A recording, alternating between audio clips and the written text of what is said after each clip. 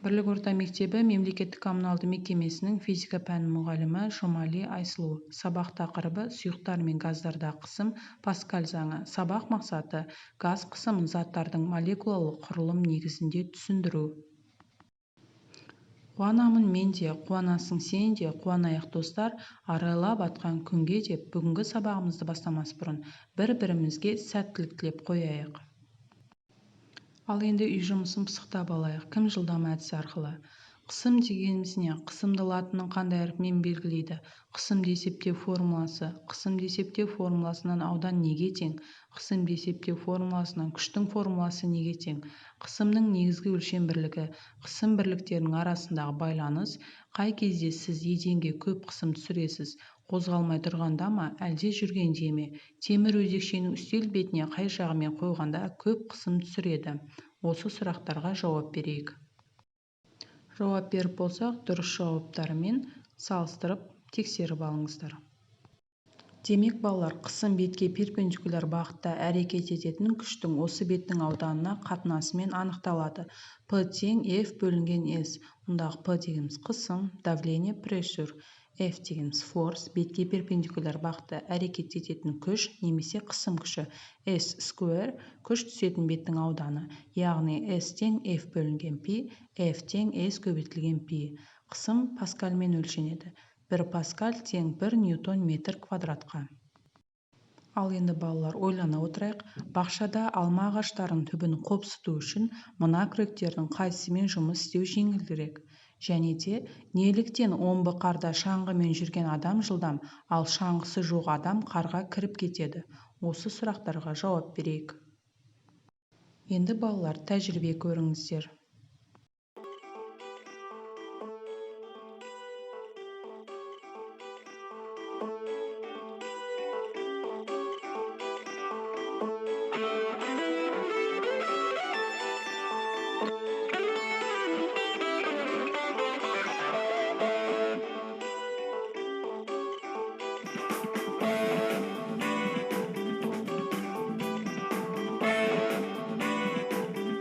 Әртүрлі ойық бөліктерде тесігі бар пластикалық бөтелкеге су құяйық.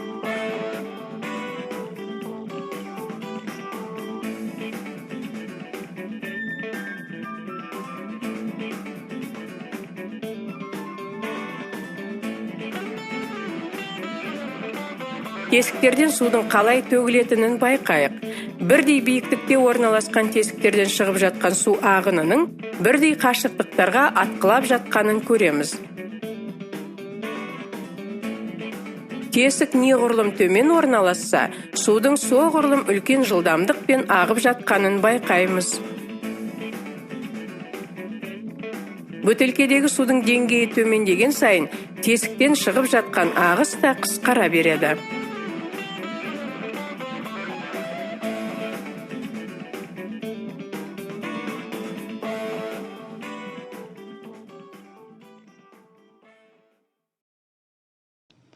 Енді балалар, өзіміз тәжірибе жасап көрейік. Оқулыққа назар аударыңыздар. 4-13 сурет бойынша сол қолымызды үстел бетіне қойып, оң қолымызға кітап алып, басамыз. Не байқадыңыздар? Дұрыс айтасыздар, қатты дене қысымды тек бір бағытта ғана түсіреді. Сонымен қатты дене көлемін, пішінін сақтайды. Молекулалары белгілі бір ретпен тербеледі. Қысым бір бағытта беріледі. Сұйық денелерде құйылған ыдыстың пішінін алады, аққыш көлемін сақтайды, молекулалары секірмелі қозғалады. Қысым жан-жаққа бірдей таралады. Газдарда көлемін пішінін сақтамайды, оңай сығылады, молекулалар ретсіз шапшаң қозғалады. Қысым жан-жаққа бірдей таралады. Қорыта келе, қысым дегеніміз бірлік ауданға түсіретін күш, P тең F бөлінген S. Сұйықтар мен газдарда қысымның формуласы P тең ρ GH. Бұндағы P қысым, ρ сұйықтың тығыздығы, яғни қандай сұйықтық болса, сол сұйықтың тығыздығы, G еркін түсу үдеуі 10-ға немесе 9,8-ге тең. Бұл тұрақты шама, H биіктік. Енді балалар, оқулықпен жұмыс жасайық. 4-2 жаттығуға назар аударыңыздар. Бірінші есеп. Судың керосиннің сынаптың 0,6 метр тереңдіктегі қысымын табыңдар. Кітаптың артында 200-ші бетте кейбір сұйықтықтардың тығыздығы бар. Сол кестеден қарайсыздар. Екінші есеп. Теңіздің 10.900 метр болатын ең терең жеріндегі су қысымын есептеңдер. Теңіз суының тығыздығы 10.030 кг метр куб. Үшінші есеп. Адам суда 9 метр тереңдікке дейін сүңги алады. Осы тереңдіктегі адамға әрекет ететін су қысымын есептеп табыңдар.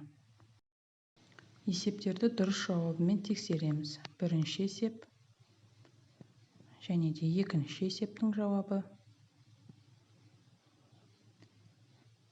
Үшінші есептің жауабы. Күнделікті енді ашайық, үй тапсырмасын жазайық. Қысым мен Паскаль заңынан алған білімді ұмытпай есте сақтайық. Параграф 24. Паскаль шарын жасап әкелу. Сабақ аяқталды. Назарларыңызға рахмет.